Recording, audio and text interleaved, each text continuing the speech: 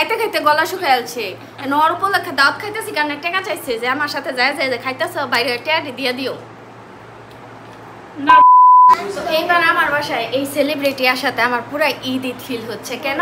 কারণ ঈদেও আমি কোনো কোথাও দাওয়াত পাই না বলতে গেলে। এবার ওরা আসাতে আমি জাস্ট ঈদের মতো দাওয়াত খাইতেছি। ঈদেও এতগুলো দাওয়াত একসাথে আমার পড়ে না।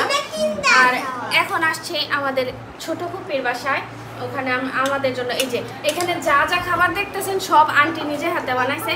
আন্টি অনেক সুন্দর করে আমাদের জন্য, জাস্ট আমাদের জন্য। এই কেকও কিন্তু নিজের হাতে বানানো, হ্যাঁ আহানদের জন্য। আর এটা পিৎজা আরিশের জন্য। এটা এখানে আছে হলো চটপটি চটপটি, ইয়েস। আর এটা হলো রোল সেমাই, আন্টির হাতে সেমাই মানে অন্য কিছু।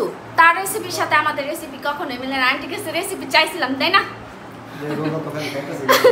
ও খাইতে খাইতে গলা শুকাইছে নর উপলক্ষে দাওয়াত খাইতেছি কারণ টাকা চাইছে যে আমার সাথে যায় যায় খাইতেছ বাইরে টেয়াটি দিয়ে দিও না। বাবা তো না, আমি দিচ্ছি। হ্যাঁ আমি দেই।